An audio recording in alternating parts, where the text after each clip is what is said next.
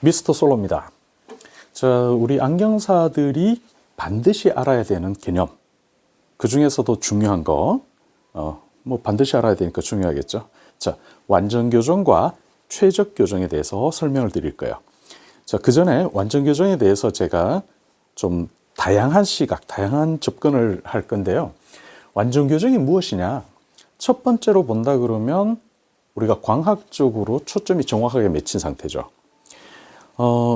상으로부터 발생한 초점이 망막에 정확하게 딱 맺힌다. 이거는 이를테면은 두 가지 개념으로 보시면 돼요. 정확하게 딱 맺혔다, 위치가 맞다라는 얘기는 조절 피로를 없애준다. 그 다음에 잔여난시가 없다. 잔여난시가 없다는 얘기는 우리가 안정 피로를 느끼지 않는다. 이런 의미예요.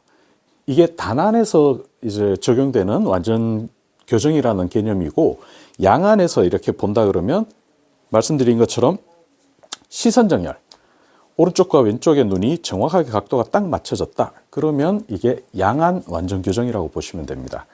그래서 어떤 광학적인 의미에선 그렇고요. 그 다음에 눈의 상태를 한번 본다 그러면은 조절 휴지 상태에서의 최대 시력이에요. 우리가 검사를 하다 보면 이렇게 찌푸리고 눈에 힘을 주고 읽는 게 있고요. 그다음에 편안하게 한 번에 쭉 읽는 게 있죠. 그 완전 교정이라는 거는 조절 휴지 상태니까 눈에 힘이 하나도 안 들어간 상태에서 제일 잘 보이는 게 완전 교정이다. 이렇게 이해를 하시면 됩니다. 그리고 이제 교정 시력에 있어서도 우리가 이렇게 보시면 될 거예요. 우리가 질환을 낫는 데 있어서 약을 이만큼 먹고 낫느냐, 요만큼 먹고 낫느냐, 어떤 게 더 좋아요? 최소 투약으로 질환을 치료하는 게 좋죠. 그러니까 실질적으로 안경에서도요, 우리 안경 처방에서도 똑같습니다. 최소의 굴절력, 디옵터만으로 최대 시력을 만들어내는 거, 이게 완전 교정이에요. 그래서 최소 처방값으로 최대 시력을 얻는 거다, 이렇게 생각하셔도 되고요. 그리고 거리별이라는 개념이 있어요.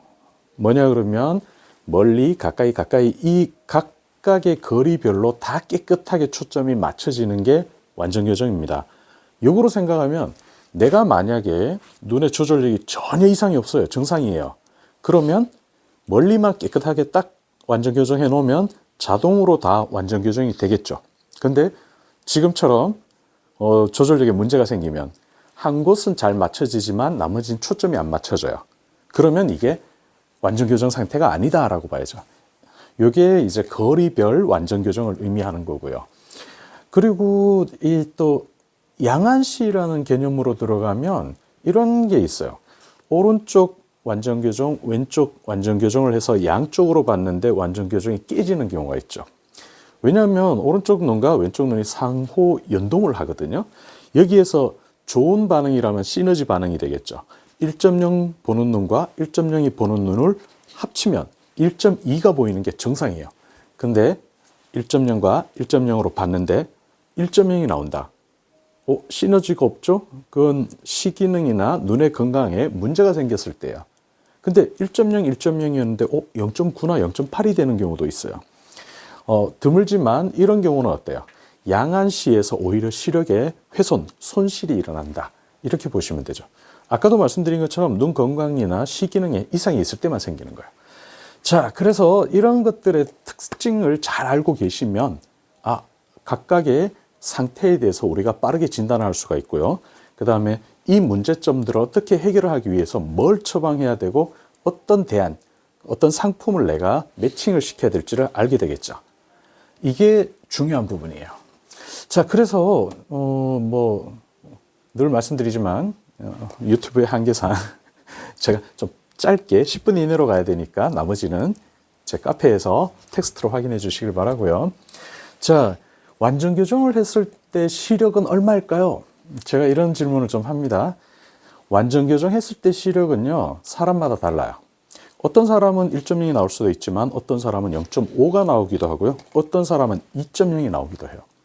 그러니까 완전 교정에 대한 오해가 굉장히 깊다 보니까 완전 교정을 하면 시력이 잘 나온다. 그건 아니에요.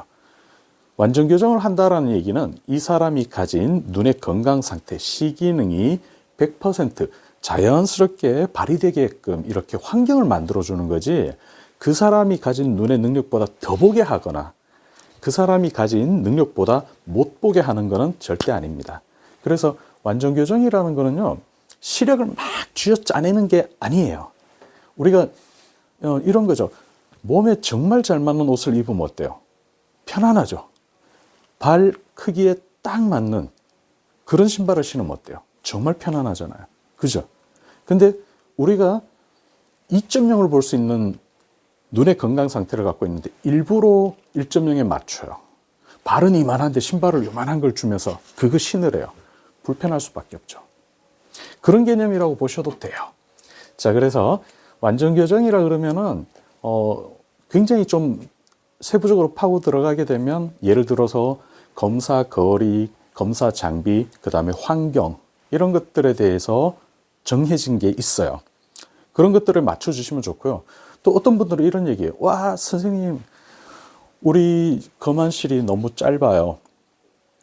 간단하게 얘기를 되죠. 뭐 거울 하나 뭐 1, 2만 원짜리 사서 앞에 붙이시고 시력표를 뒤로 이렇게 해서, 우리 저거 있죠? 세팅 모드 들어가면 밀러 모드 있잖아요. 밀러 모드 하면 좌우가 반전되거든요. 그러면 현재 있는 검안실에서 거울 하나 붙이는 걸로도 검사거리가 배 이상 늘어나게 되겠죠. 이런 식으로 검사거리를 하나씩 맞춘다 그러면, 그 다음에 장비 같은 경우에도 뭐 폴옵터, 정말 우리 안경사들이 폴옵터를 맹신하는 분이 계신데요. 폴옵터를 사용하면 기계근시라고 그러죠. 어떤 물체가 가까이 오면 기계적 반응으로 인해서 생기는 조절, 그 기계적 반응 때문에 근시가 발생됩니다. 쉽게 말해서 조절이 개입돼서 실제 이 사람이 써야 되는 도수하고 다르게 잡혀요. 그리고 실제로 테스트를 해보면 폴옵터를 사용하게 되면 검사 시간도 더 많이 시간이 걸리게 되죠. 자, 아무튼 그거는 나중에 그만해서 또 말씀드리기로 하고요. 그러면 아까 말씀드린 최적 교정은 뭘까요? 완전 교정은 정상인 상태에서는 그게 깨끗하게 보이고 편안하다 그랬죠. 근데 완전 교정을 했는데도 불편한 사람이 있나요? 당연히 있죠. 어떤 경우? 눈의 건강이 안 좋거나 시기능이 안 좋아서 완전 교정을 100% 못 받아들이는 상태. 그런 거죠. 자, 그렇다 그러면은 이런 사람들은 어떻게 할까요? 완전 교정을 하신 그 결과값에서 그 사람의 눈의 건강과 그 다음에 환경, 그 다음에 시기능에 맞춰서 보정을 해주는 거예요. 이렇게 보정을 해주는 값을 최적 교정이라고 그러는데, 이 최적 교정은 완전 교정이 된 바탕에서 각 조건별로 보정을 하는 거지, 완전 교정 무시하고 그냥 저교정 상태나 과교정 상태에서 이렇게 맞춰주는 것은 아닙니다. 왜냐 그러면 그렇게 해서 처방을 이렇게 보정을 하게 되잖아요. 그럼 시기능 측정값이 바뀌어요. 그리고 양안의 밸런스가 안 맞기 시작해요. 그래서 완전 교정 상태에서 가는 것이 가장 기본적으로 맞고 그게 옳아요. 이걸 알아내는데 제가 굉장히 오랜 세월을 허송세월을 했어요. 우리 후배님들은 저처럼 제가 완전 교정을 개념을 확인하고 정리하고 막 이러는데 3년 이상을 보냈습니다. 여러분들은, 우리 후배님들은 그런 허송세월을 안 하셨으면 참 좋겠어요. 자, 그래서 완전 교정은 실질적으로 참 좋긴 하지만 현실적인 문제들, 그 중에서 가장 큰 건 뭐였냐 그러면, 현실적인 문제들 중에서 저한테 가장 컸던 건 우리 그 교수님 교수님조차도 완전 교정에 대해서 확답을 안 주셨다는 거. 애매하게 좋긴 하지만, 그 다음에 우리 그 사장님이나 선임, 선배들, 완전 교정에 대해서 제가 여쭤보면 항상 돌아오는, 늘 듣던 답은, 야, 그거는 이론상 좋은 거야. 교과서에 나오는 거지 현실에서는 안 돼. 왜? 현실에서 완전 교정을 해주면 어지러워서 못 써. 그 다음에 뭐 근시 진행이 빨리 돼. 이런 얘기를 수없이 들었어요. 근데 제가 선배들이나 선임들한테 그 듣고 그분들이 시키는 대로 했을 때 나타났던 현상들이, 저는 전혀 이해가 안 되는 이해 불가의 상황들이 많이 생겼죠. 거기서 제가 멈추진 않았어요. 계속 파고들었던 게 이런 거죠. 1.0을 맞춰줬는데 어지럽고 불편하대요. 확인을 해보니까 이 사람은 1.5 이상을 보는 사람이에요. 그러면 어지럽고 불편함을 위해서 0.9, 0.8에 맞춰줄 것인가, 1.5에 맞춰줄 것인가. 원래 그 사람이 보는 거. 이걸 실제로 해봤더니 1.5를 보게 해줬을 때 어지럼증이 없어요. 광학적인 이유는 단순합니다. 망막의 초점이 딱 맞추면 어때요? 구면 수차, 비점 수차, 별의별 수차들이 없어지죠. 근데 얘가 망막 앞에 있으면 수차들이 발생하죠. 이 수차들이 어지러운 거예요. 그래서 이분이 1.0을 보게 했을 때 어지럽다고 해서 1.5를 딱 맞춰줬더니 어지럼증이 확 사라져 버렸어요. 이걸 경험하고 나서 와, 이게 뭐지? 혼란에 빠졌죠. 자, 자라나는 학생들 근시 진행이 막 되니까 가까운 데 볼 때는 도수를 빼가지고 눈이 긴장하지 않게끔 이렇게 해주는 게 근시 진행을 막아줄 수 있다. 오, 예. 해봤거든요? 전혀 아니에요. 확 진행돼요.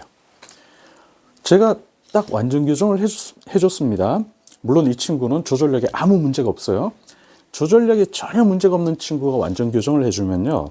근시 진행이 억제돼요. 굉장히 고가의 고기능의 근시 진행 억제 렌즈를 쓰지 않아도 근시가 진행이 안 됩니다. 이게 의학서적에 나와 있어요. 그 원리가. 항상성이라고 하는 그 개념이 있어요.